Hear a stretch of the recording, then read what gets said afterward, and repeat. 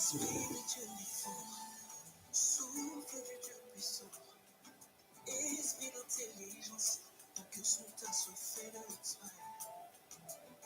Nous te désirons, ensemble t'attendons. Viens et libère mon sang, affecter, rafraîchir nos filles, ton pas esprit.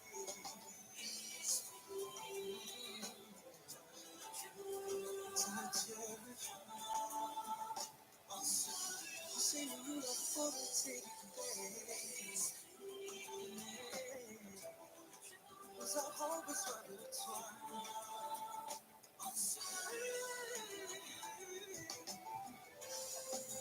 Esprit,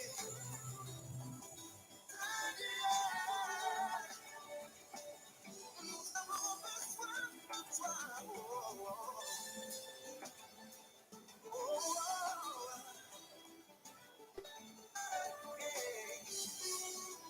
Toi l'enseignant par excellence, l'intendant de mon existence, l'ayant toi de ma révérence, à jamais ma référence. Dans mon parcours avec toi, je veux m'abandonner, me laisser guider pour accomplir ta volonté, me semble l'esprit. Mon cœur a soif de toi, soif de toi. Je posé tes bâtiments séchés de ma vie, de ma vie.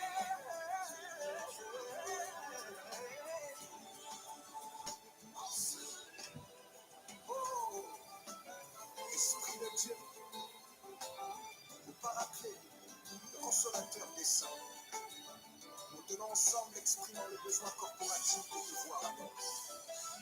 Nous voulons vivre ce qui a été promis à nos pères, afin d'assouvir le besoin de la création exprimée.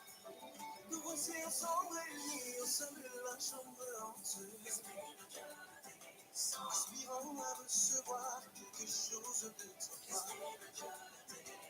Poussés par la foi, animés de désir de te voir. Présentons à la source afin d'étancher notre soif. Esprit, marque-nous de ton sang. Apportez vos capacités, représentez valablement le royaume. Esprit, marque-nous de ton sang.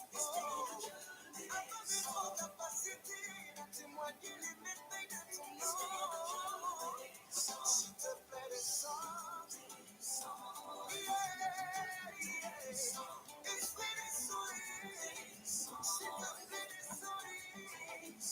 Aujourd'hui, descends. Ne n'attendra pas demain. Papa, c'est tu déchires les cieux. Et que tu descendais par le moyen de ton esprit.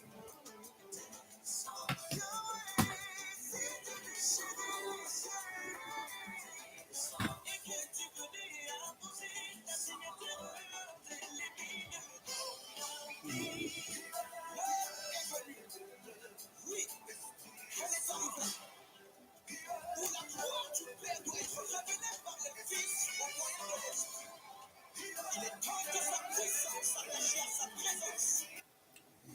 Shalom, shalom, shalom, toute la famille Vie Abondante. Shalom, les héros du midi, partout où vous êtes en train de me suivre cet après-midi. Que le Seigneur vous bénisse abondamment dans vos maisons, abondamment dans vos familles. Nous avons la joie d'être avec vous partout où vous êtes en train de nous suivre. Nous sommes dans notre semaine de guérison. Amen. Oh, je pense que cette semaine, vous êtes en train d'être bénis par la révélation de la parole de Dieu sur la guérison. Ça me fait énormément du bien cette semaine. Amen. Ça me pousse à aller en profondeur dans la parole de Dieu dans ces domaines. Amen. Donc, je crois que fermement, nous allons apprendre encore des choses. Nous allons encore découvrir d'autres dimensions de la guérison divine. Amen. Et en méditant et en travaillant sur ces thèmes, je me suis rendu compte que c'est un thème très, très, très large. Très large. Et en une semaine, on ne peut pas aborder. C'est un thème qu'on peut exploiter en 3 mois, en 4 mois, 6 mois même. Amen. Que Dieu vous bénisse abondamment, abondamment, abondamment. Je vous salue tous au nom de mon Seigneur Jésus-Christ de Nazareth. Laissez-moi saluer toute la famille Je t'embrasse, ma fille Nayanka. Que le Seigneur te bénisse. Julia, je t'embrasse, ma chérie. Que le Seigneur te bénisse. Ma fille Sandrine, que le Seigneur te bénisse. Ma fille Loana, sois bénie. Ma fille Agnès, ma fille Jo, sois bénie. Ma fille Corinne, que le Seigneur te bénisse. Ma fille Sylviane, sois bénie, sois bénie, sois bénie. Pasteur Marie-Lise, que le Seigneur te bénisse, ma chérie. Que Dieu te bénisse. Ma fille Eva, sois abondamment bénie, bénie, bénie. Groupe 2, troisième, que le Seigneur te bénisse. Ma fille Asita, sois bénie. Laouti est en train de me suivre. Ma fille Mariam, que le Seigneur te bénisse. Ma fille Henriette, sois abondamment bénie. Ma fille Clémentine, que le Seigneur te bénisse. Ma fille Rosetta, sois bénie, sois bénie. Et mon fils Jean-Marie, que le Seigneur te bénisse. Et vous tous qui êtes en train de me suivre à travers le monde entier, sur vos tablettes, sur vos écrans. Ma fille Pauline, sois bénie, ma fille. Que Dieu te bénisse abondamment. Et mon fils Urbain, soyez bénis, bénis, bénis. Pendant que nous sommes en train de partager, je vous laisse partager 2-3 minutes. On va pas partager longtemps parce qu'aujourd'hui, on va clôturer sur ce thème. Amen. Donc, je vous laisse partager, partager, partager. Nous allons faire bénéficier les membres de nos familles, nos amis, nos parents, toutes les personnes. Amen. Aujourd'hui, nous allons parler d'un thème foi, prière et guérison. Alléluia. Bien-aimés les Seigneurs, commencez à partager dans vos maisons, partout où vous êtes en train de me suivre. Pendant ce temps, nous allons écouter notre frère Gambetta sur le Saint-Esprit. Que le Seigneur bénisse son peuple et bénisse la famille Vie Abondante.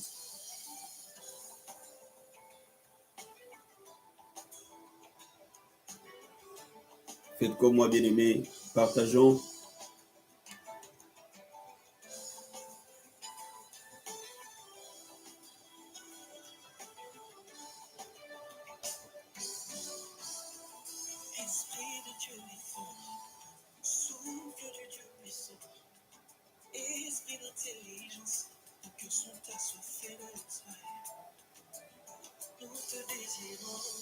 Partageons abondamment, mes amis.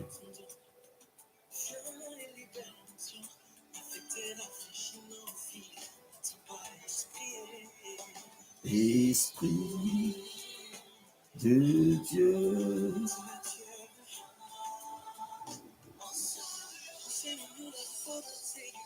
Amen.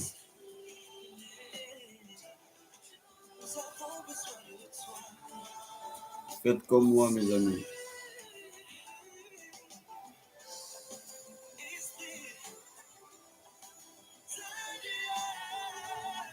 Partageons sur nos différents comptes, partageons sur WhatsApp, partageons abondamment, abondamment ce matin.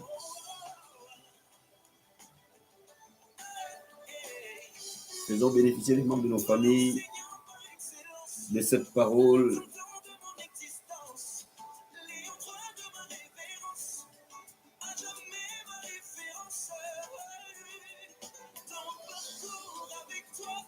Je vais m'abandonner.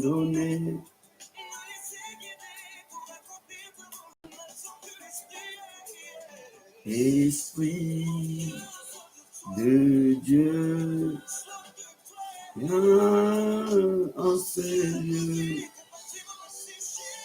Esprit de Dieu. Si vous êtes connecté pour la première fois à la Vie Abondante Télévision, nous vous accueillons au nom de notre Seigneur Jésus-Christ. N'oubliez pas de vous abonner sur la Vie Abondante Télévision et d'activer la cloche. C'est ici que ça se passe.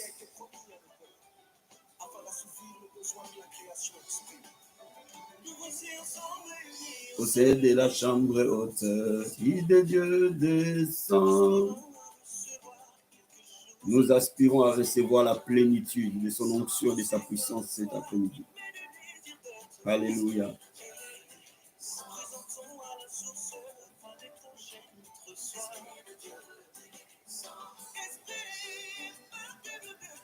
Il nous marque de son sceau pour que nous puissions représenter valablement le royaume, que nous soyons le sel de la terre, la lumière du monde.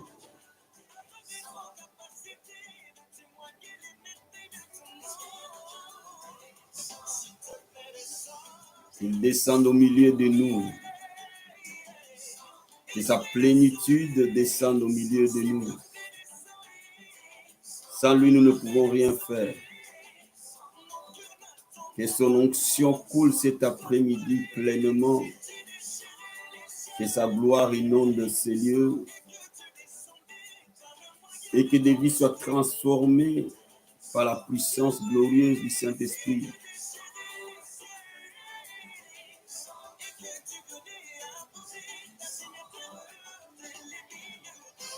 Amen.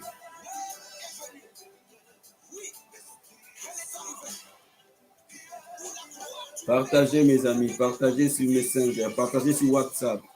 Partagez, mes amis, partagez abondamment.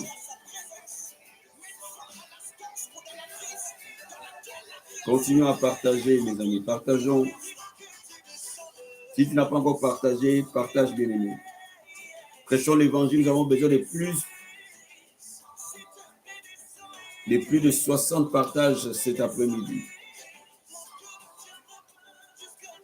Amen. Qu'il nous fasse un signe de sa gloire et de sa présence. Nous saluons tous ceux qui nous suivent sur Facebook.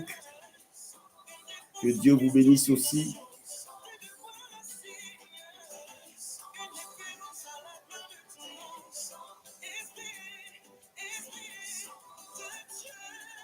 Que l'Esprit de Dieu descende et qu'il nous fasse du bien.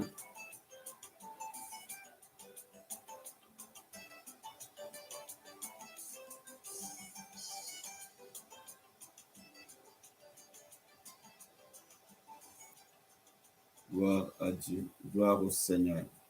Bien-aimés, nous allons incliner nos têtes pour lui dire un grand merci. C'est lui est fidèle, c'est lui est digne de recevoir la gloire. Élevons nos voix et disons merci au Seigneur. Dis-lui un grand merci pour ces privilèges qu'il te donne et qu'il me donne cet après-midi, d'être dans sa présence. Élève le main vers le trône et dis-lui un grand merci. Alléluia. Je veux que les hommes et les femmes élèvent la voix vers le trône et disent au Seigneur merci. Merci pour cette semaine de guérison. Merci pour cette semaine spéciale. Merci pour cette semaine où nous sommes équipés dans la guérison divine.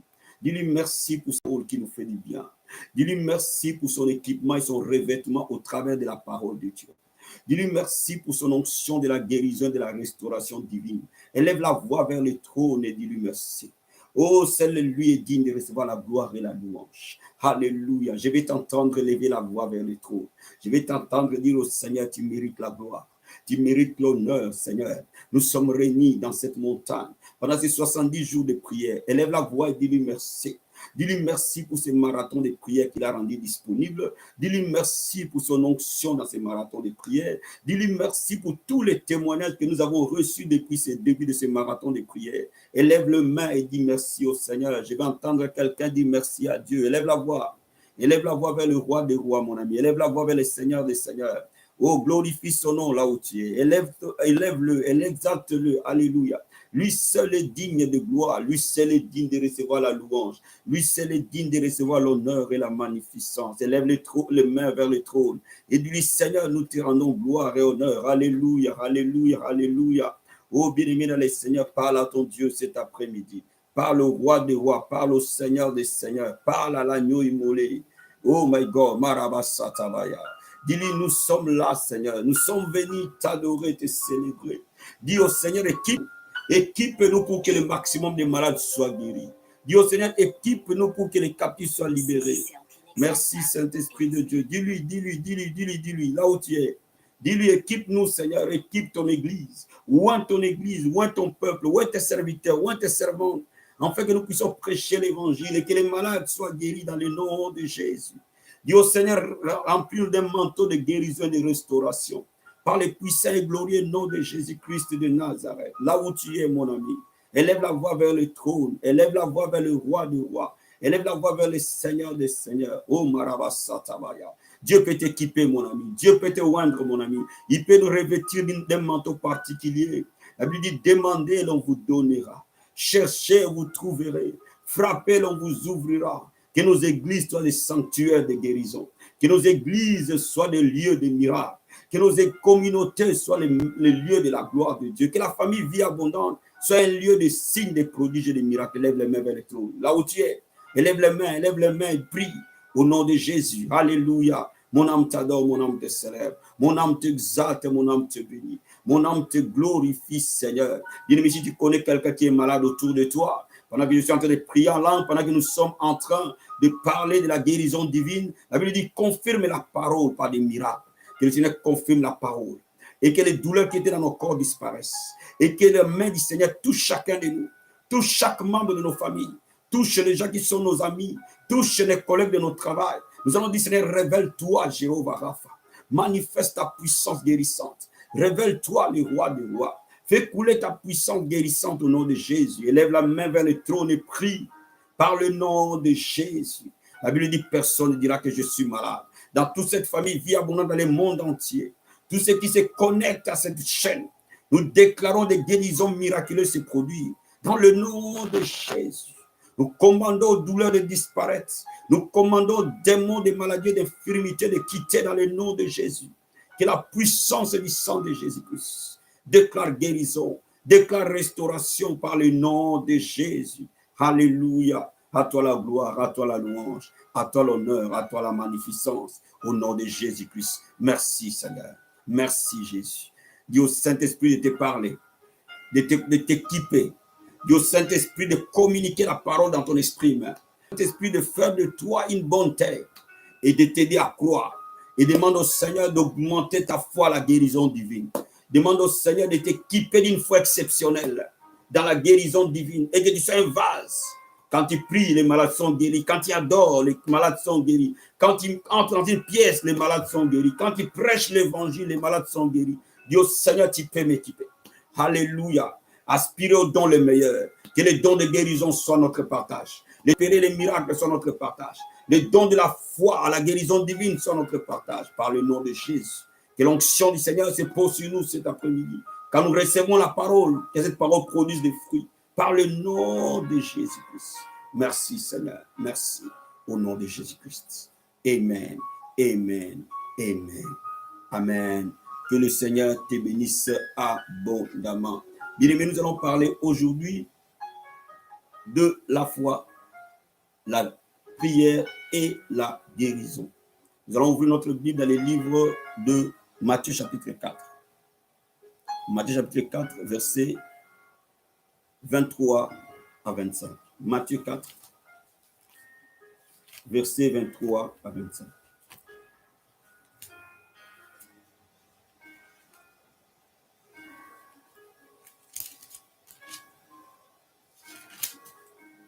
La Bible dit ceci, que Jésus parcourait toute la Galilée, enseignant dans les synagogues, prêchant la bonne nouvelle du royaume et guérissant toute maladie et toute infirmité parmi le peuple.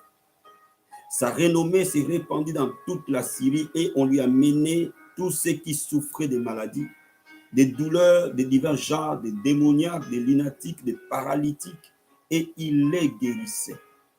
Et une grande foule le suivait de la Galilée, de la Décapole, de Jérusalem, de la Judée et au-delà du Jourdain. Amen. Nous allons lire encore Matthieu chapitre 15. Toujours dans Matthieu, nous allons lire Matthieu chapitre 15, versets 30 à 31. Matthieu 15, 30 à 31.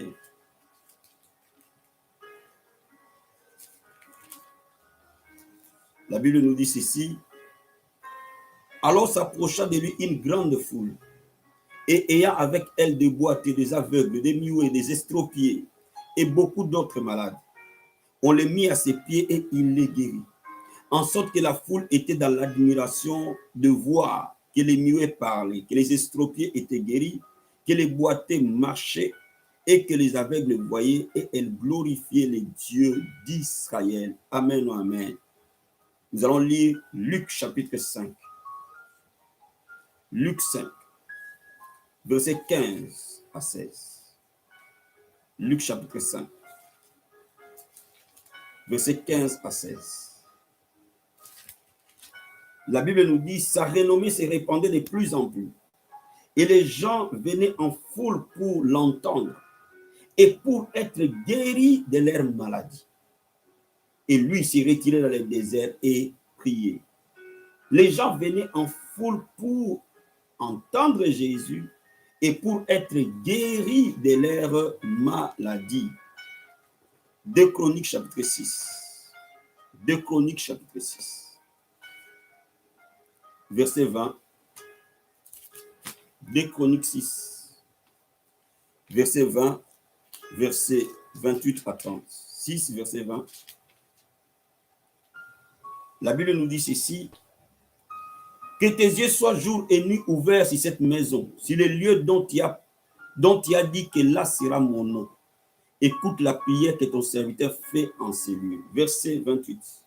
Quand la famine, la peste, ce qui m'intéresse, la rouille, la nielle, les sauterelles d'une espèce ou d'une autre seront dans les pays. Quand l'ennemi assiégera ton peuple dans ses portes et qu'il y aura des fléaux ou des maladies quelconques, si un homme ou si tout ton peuple d'Israël fait entendre des prières et des supplications, que chacun reconnaisse sa plaie et sa douleur et tende les mains vers cette maison, exauce-le de cieux. Amen. Du lieu de ta demeure et pardonne. Rends chacun selon ses voies. Toi qui connais le cœur de chacun, car seul tu connais le cœur des enfants des hommes. Amen, amen.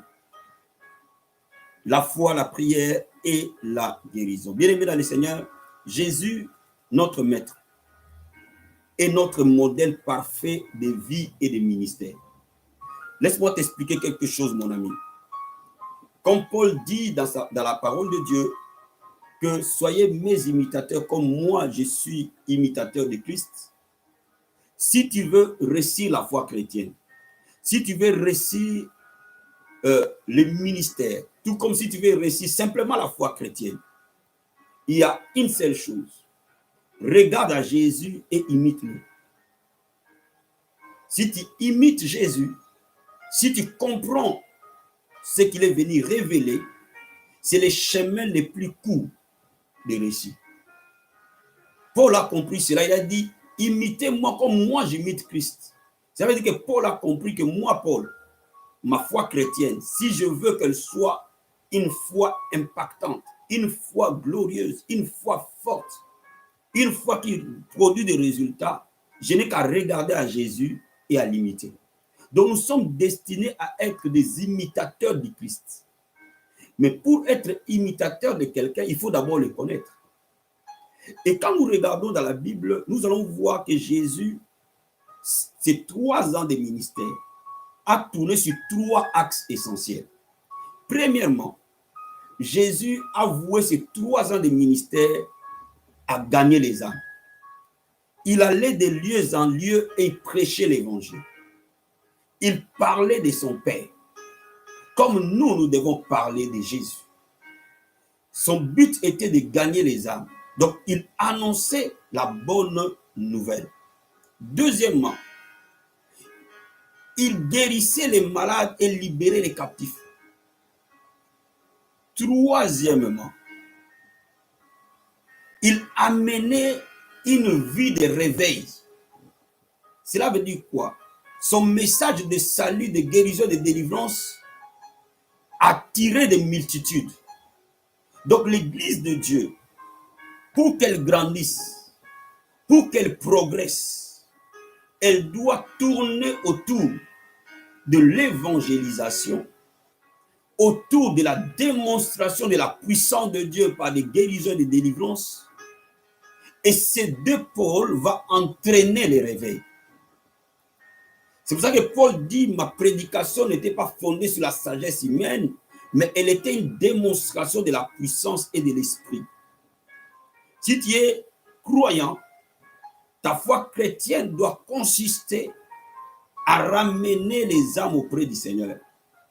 Et derrière tes paroles et tes actes, que le Seigneur te oigne pour que la puissance de la délivrance puisse t'accompagner individuellement et collectivement. Donc, nous sommes l'église individuellement, nous sommes aussi l'église collectivement. Ça veut dire que quand nous nous retrouvons en assemblée, nous sommes l'église de Dieu. Quand nous sommes individuellement, nous sommes aussi l'église de Dieu. Parce que Christ est la tête de l'église. Et l'église doit refléter Jésus. Cela veut dire quoi? Cela veut dire toi et moi. Pris séparément, chacun de nous doit refléter Jésus. Pris collectivement, nous tous, nous devons refléter Jésus. Alléluia. Donc, lorsque nous comprenons que la foi chrétienne, c'est les âmes et la puissance. Quand nous avons le salut des âmes comme priorité et la puissance qui accompagne le salut des âmes comme priorité, nous produisons automatiquement des résultats sur nous-mêmes, mais aussi sur les autres. Est-ce que quelqu'un comprend ce que je dis? Ça, c'est la première vérité. La deuxième vérité que nous devons comprendre, que la guérison divine ou la puissance de la guérison a pour but de rendre gloire à Dieu. Laisse-moi te dire une chose, mon fils. Laisse-moi te dire une chose, bien-aimé. Dieu n'est jamais glorifié dans la maladie. Il y a eu un temps où dans l'évangile de Jésus, on nous disait que Dieu te brise par la maladie pour que tu sois un bon chrétien. Ce n'est pas bon, ce n'est pas vrai. La maladie ne glorifie jamais Dieu. Nos infirmités ne glorifient jamais Dieu. Dieu n'est pas glorifié dans nos infirmités. Bibliquement parlant, la Bible nous dit que quand les aveugles voyaient, quand les paralytiques marchaient, quand les sourds entendaient, quand les muets parlaient, c'est ainsi que Jésus était glorifié. Dieu était glorifié par la guérison et non par la maladie. Donc la maladie ne glorifie pas Dieu, c'est plutôt la guérison qui glorifie Dieu. Donc laisse-moi te dire, première vérité que je veux que tu comprennes, pour que tu sois un vase de guérison et que tu sois récepteur de la guérison. 1. La maladie ne vient pas de Dieu. Dieu n'est pas l'auteur de la maladie ni de l'affliction. Ça, c'est la vérité absolue que tu dois comprendre. Parce que cela ne vient pas de Dieu, donc ce n'est pas sa volonté. Sa volonté que moi je sois en bonne santé, point à la ligne. Sa volonté que tu sois en bonne santé, point à la ligne. Donc, lorsque la maladie frappe à ta porte, résiste à la maladie avec une foi ferme, elle fuira loin de toi. Deuxième chose, parce que la maladie ne vient pas de lui. Deuxième vérité, la maladie ne le glorifie pas non plus. Cela veut dire que le monde n'a pas besoin de voir une église malade. Le monde a besoin de voir une église guérissante. Des gens font des kilomètres. Depuis ces jours-ci, les Seigneur me parle. Dit, regarde à Lourdes. Les gens font des kilomètres pour aller se jeter, il paraîtrait, dans une eau qui est à Lourdes, afin qu'ils soient guéris. Supposons maintenant que nos églises deviennent la piscine de Bethesda. Quelle salle nous allons contenir les gens? Rien que la guérison va faire l'évangélisation. Est-ce que vous me comprenez? Parce que les gens sont... Dieu est glorifié quand les gens sont guéris. Dieu est glorifié quand sa puissance est libérée. N'oublie jamais, jamais cela. Troisième vérité que tu dois comprendre. Que Salomon ayant la révélation du temple qui représente l'église de la nouvelle alliance, une des missions du temple, Salomon dit, quand il y aura des maladies, quand il y aura des pestes, quand il y aura des maladies et des contagions au milieu de ton peuple, s'ils viennent dans ces lieux pour prier, exauce-le, guérit. Cela veut dire quoi? Salomon sous-entendait que le temple était un lieu de guérison. Donc, comme l'église est une maison de prière, donc l'église est automatiquement une maison de guérison. Parce que le temple avait une des missions du temple, c'était un lieu de guérison.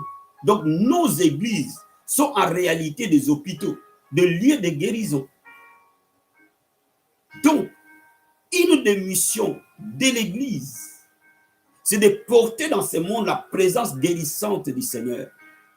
Cela veut dire que quand les gens sont malades dans leur ville, quand les gens sont malades dans leur maison, d'une manière ou d'une autre, ils doivent aller à l'église. Nos églises doivent tirer l'engouement comme les gens vont courir derrière les médecins. Nous avons avec nous le médecin des médecins, son nom est Jésus. Quand il est réel dans nos églises, quand il est réel dans nos assemblées deviennent des lieux de guérison. Cela commencera avec les saints. Cela commencera avec les chrétiens. Moi, je crois fermement que le temps arrive où il y aura une telle onction de la guérison divine qui va se déverser dans le corps du Christ. Il y aura des gens qui vont décider de sortir de l'hôpital pour aller à l'église. Parce que l'hôpital peut-être n'aura rien à leur apporter.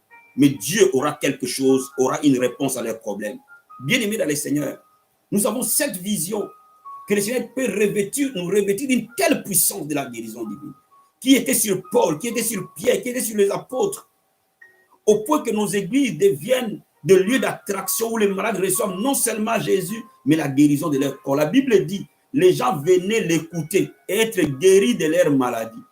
Est-ce que vous me comprenez? Les gens venaient vers Jésus, non seulement pour recevoir la parole, mais pour être guéris de leur maladie. Jésus est le même hier, aujourd'hui, éternellement. Il est la tête de l'Église. Il n'a jamais changé. Cela veut dire quoi? L'Église qui est réellement le corps de Christ doit être un lieu de la parole de Dieu, mais un lieu de guérison aussi. Comment? Est-ce qu'il y a pu comprendre cet après-midi? Moi, je crois fermement que ce temps-là arrive. Nous sommes de cette génération, de cette saison, où Dieu va tellement déverser dans son Église une telle gloire, une telle puissance, que quand la maladie arrive, elle ne peut pas rester, quelle que soit la maladie. Et les gens vont commencer à dire, depuis que j'ai connu cette Église, depuis que j'ai connu ce ministère, depuis que je suis en contact avec la vie abondante télévision, mon Dieu, je n'arrivais jamais à dormir, je dors. Depuis que j'ai connu ce ministère, j'avais toujours mal dans mon corps. Quelque chose s'est passé. Parfois, il ne saura même pas à quel moment Jésus l'a guéri. Parce que la gloire de Dieu se répand. La gloire de Dieu se propage comme un vent, comme un souffle. Alléluia. Est-ce que quelqu'un comprend ce que j'explique cet après-midi? Maintenant, comment nous, en tant qu'Église, individuellement et collectivement, nous pouvons opérer dans cette dimension guérissante du Saint-Esprit? Amen, amen. Comment nous, en tant qu'Église, individuellement, parce que tu es l'Église, toi, l'Assemblée est une Église. Nous sommes des micro-églises individuellement. L'Assemblée est un macro-église. Amen, amen. Donc, individuellement, tout comme collectivement, nous sommes l'Église. Amen. Maintenant, regardons un exemple dans l'Église. Dans Actes des Apôtres, chapitre 6. Actes des Apôtres, chapitre 6. Je vais te prendre le verset 1, 4 à 5, et nous allons descendre plus bas. Acte 6. Regarde ce que la parole de Dieu dit. En ce temps-là, le nombre de disciples augmentant, les hellénistes murmurèrent contre les Hébreux parce que leurs veuves étaient négligées dans la distribution qui se faisait chaque jour. Verset 4. Les apôtres ont dit, nous les apôtres, nous continuerons à nous appliquer à la prière et au ministère de la parole. Cette proposition plut à toute l'assemblée. Ils élirent, écoute bien, Étienne, virgule, homme plein de foi et de l'Esprit Saint. Amen. Virgule, Philippe, Procor, Nicanor, Timon, Parména et Nicolas, proselytes d'Antioche. Verset 8. Étienne, plein de grâce et de puissance, faisait des prodiges et des grands miracles parmi le peuple. Amen. Mais il ne pouvait résister à sa sagesse et à l'esprit par lequel il parlait. Je vous lis tous les versets, après on va commencer à interpréter. Continuons, restons d'abord ici. Amen. La Bible dit que l'Église avait connu un problème. Il fallait faire le partage des repas. Les apôtres ont dit, non, nous on ne va pas faire le partage des repas. Vous faites ça. La Bible dit que l'Église primitive a choisi 7 personnes qu'on appelait les diacres. Et ils l'ont amené devant les apôtres. Mais quand on cite les noms de cette personne, le premier nom qui est cité dans la Bible est Étienne. Généralement, quand la Bible cite quelqu'un en premier, il est le chef des autres. Quand vous voyez dans la Bible quelqu'un qui est cité en premier, il est le chef des autres. Il y a cette première vérité. Donc, ça veut dire que sur les 7 diacres-là, Étienne était l'homme le plus considéré parmi les 7. C'est pour ça que la Bible les cite en premier. Mais la Bible cite aussi les qualités d'Étienne. La Bible ne cite pas les qualités des autres. La Bible cite les qualités d'Étienne. Étienne était un homme plein de foi et du Saint-Esprit. Amen. Bien-aimé, Étienne était un diacre, comme tous les autres diacres. Mais Étienne était plein de foi et plein du Saint-Esprit. Bien-aimé dans le Seigneur. Regardez maintenant ce que la Bible dit par rapport à Étienne au verset 8. Parce qu'il était plein de foi et plein du Saint-Esprit. Donc Étienne était rempli de grâce et de puissance et faisait de grands miracles parmi le peuple. Bien-aimé dans le Seigneur. Étienne n'était pas apôtre. Mais Étienne était rempli de foi et du Saint-Esprit. Je vais Pour ceux qui nous suivent sur Facebook, s'il vous plaît, je vais bloquer Facebook parce que la connexion n'est pas très, très forte. Donc, ça peut nous poser un problème au niveau de connexion. Donc, suivez-nous sur YouTube. Basculez sur YouTube, Pauline. Basculez sur YouTube parce que la connexion n'est pas très, très forte. Donc, je disais ceci. Dieu a utilisé Étienne. Quand on parle d'Étienne, on voit simplement Étienne a été tué. Mais on ne voit pas qu'Étienne était un homme puissant. Étienne était un faiseur de miracles et de guérison. Qu'est-ce qui a fait qu'Étienne devienne un homme puissant? Parce qu'Étienne était rempli de foi et du Saint-Esprit. Bien-aimé dans le Seigneur, ce n'est pas le titre qu'on a qui est plus important, mais les capacités que nous avons va affecter notre monde. Si tu es rempli de foi, si tu es rempli du Saint-Esprit, Dieu va t'utiliser dans la guérison des malades. Donc la Bible nous dit que Dieu a commencé à utiliser Étienne puissamment. Pourquoi? Parce qu'Étienne était rempli de foi et rempli du Saint-Esprit. Alléluia. Dieu cherche un homme qui est rempli de foi et du Saint-Esprit. Mon ami, quand tu commences à être rempli de foi et rempli du Saint-Esprit, les miracles vont t'accompagner. Quand la Bible dit, voici les miracles qui accompagneront ceux qui auront cru, ça accompagne les gens qui sont remplis de foi et du Saint-Esprit. Une des qualités essentielles qu'un chrétien doit cultiver, une des qualités essentielles que nos églises doivent cultiver, que nos églises soient des lieux remplis du Saint-Esprit. Nos églises soient des lieux remplis de foi. Que nous soyons un peuple de foi. Et que nous soyons un peuple oint. Si nous sommes remplis de foi et remplis du Saint-Esprit, bien-aimés, les miracles vont nous accompagner. Les guérisons deviendront naturelles. Même quand nous adorons, les gens sont guéris. Quand nous prions, les gens sont guéris. Quand nous chantons, les gens sont guéris. Quand nous prêchons, les gens sont guéris. Quand nous enseignons, les gens sont guéris. Si tu es rempli de foi et du Saint-Esprit, tu seras comme Étienne et instrument puissant entre les mains de son Dieu. N'oublie jamais, jamais cette vérité. Mais quand vous allez plus loin, vous allez vous rendre compte que Étienne est le premier martyr après Jésus de l'évangile. Cela veut dire quoi? Étienne a un très grand rôle dans le royaume de Dieu. Mais laisse-moi te dire, quand Étienne est mort, il est mort de manière surnaturelle. Peut-être que vous ne vous rendez pas compte. Quand Étienne est en train de les lapider, Étienne lève les yeux, il voit le ciel ouvert, il voit Jésus à la droite du Père. Cela veut dire qu'Étienne est mort en extase. Cela veut dire que le corps d'Étienne était frappé par des pierres, mais l'esprit d'Étienne n'était pas là. Étienne est mort